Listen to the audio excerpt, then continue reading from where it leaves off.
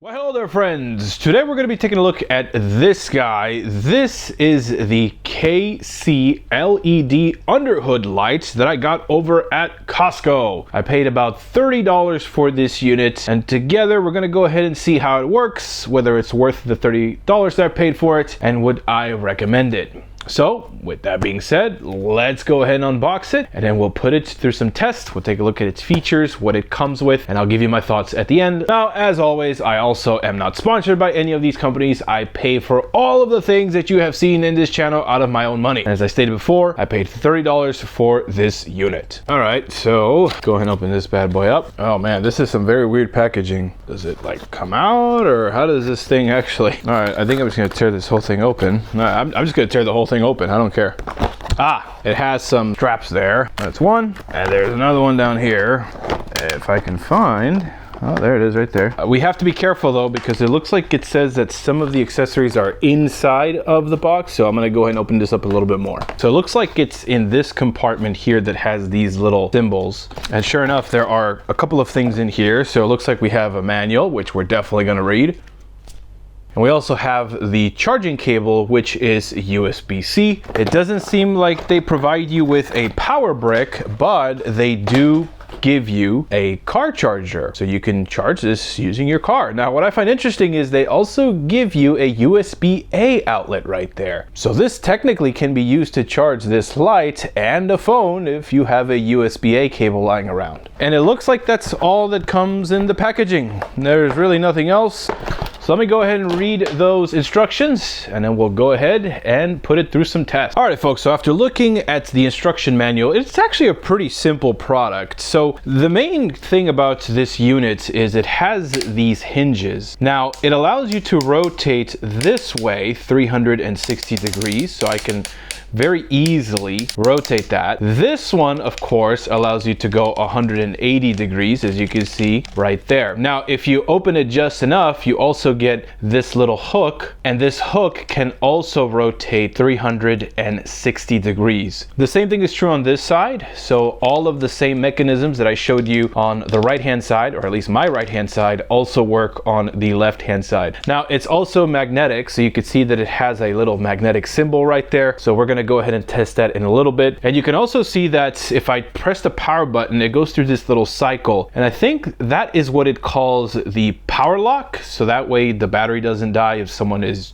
trying this out in Costco. In addition to that, you also have the little USB port right there. And if you hit the power button, it lights up these LED bars, which I assume is what tells you the current capacity of the battery. So let me go ahead and turn off power lock mode. And according to the manual, in order to turn it off, you have to hold down the power button for 3 seconds. So that's what I'm gonna do right now. So it seems like after holding it for 3 seconds, it is operating normally. Now, obviously I don't want to shine this in your face, but let's see if we can at least get a small preview of it over here on the left-hand side. All right, so I went ahead and disabled the power mode as you just saw. So now let's go ahead and press the power button. I'm gonna point this a little bit away from you guys, so that way it's not shining in your face there. So this is me pressing the power button once. So that's actually a pretty neutral color. It doesn't seem to be too white or too yellow. Let's go ahead and press it again. That's a very white color. Let's press it one more time. That is a very warm yellow color. And if I press it again, it tones it down quite a bit. So let me press it one more time, and it turns the unit off. That is as simple as it gets. Let's go ahead and test this in some interesting scenarios. I want to go ahead and see how much it lights up when the room is completely dark. So let's go to a completely dark room. Alrighty guys, so I'm in a completely dark room, and I don't know how much the camera is picking up, but I only see 2 slivers of light right now. So I'm gonna go ahead and turn it on. So this is me pressing the power button once. That's a very neutral color, as the manual calls it. It's very bright in my opinion. Let me go ahead and press it again. This is a very white, cool color. I'll press it one more time. Again, very warm color there. And I'm gonna press it one more time. That should give me the dimmest warm or neutral color, as the manual calls it. And if I press it one more time, it should now turn it back off. Now, in terms of magnetism, I actually have this metal cabinet over here. So I'm gonna go ahead and bend these 180 degrees, or 90 degrees in this case. Now you gotta be careful, because if you don't fold that little hook back, you can actually clip at it when you fold it. So make sure you put it away. Go ahead and fold it like so, and let's see if it'll attach to the metal cabinet. It works. All right, let's actually go test it out on something like a vehicle and see how it performs. So you're not always gonna have a flat surface to mount this on. This Highlander is a perfect example of a contoured surface that has all sorts of funky shapes on it.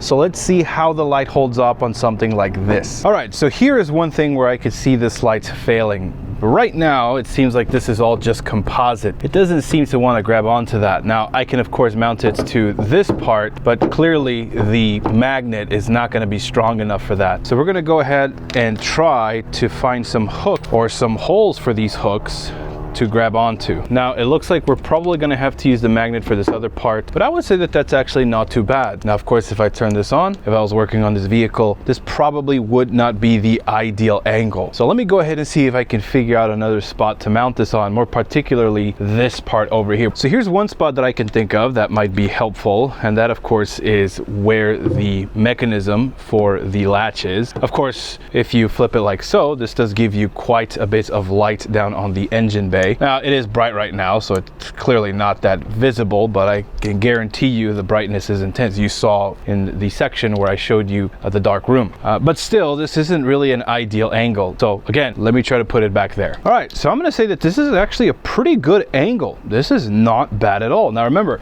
this thing can move 360 degrees, so you can actually rotate this so that it fits your scenario. Now on this particular Highlander, it seems like this area here is probably the most suitable, but if you have a different style car, you might be able to mount it on one of these holes using the hook. So I'm going to say that for this scenario, for under the hood, it actually is a pretty viable solution. All right, let's go ahead and go back inside and wrap up this video. One more thing, what if you just want to use this as a standard light? Well, you could definitely use this to kind of look in there. So I'm shining the light over at the engine bay, and if I was looking for something, I can definitely see this assisting me in that. The main draw of this is of course the underhood capability, but I would say that this thing is more versatile than just that. You can use it for way more than just having it used as a car LED hood. All right, now let's actually go back and finish this. All right folks, so let's go ahead and wrap up this video. Now one thing that I didn't show you guys is if you press the power button to turn it on, and let's say you're using it in this particular state for about a minute, then it's not actually going to go through the cycles. It will actually turn it off if you press the power button again, and you'll see that in a second. I just have it on right now, so it thinks that I'm using it in this state. Another thing is, as you guys saw, maneuvering these hooks can be a little bit of a pain in the butt. If you are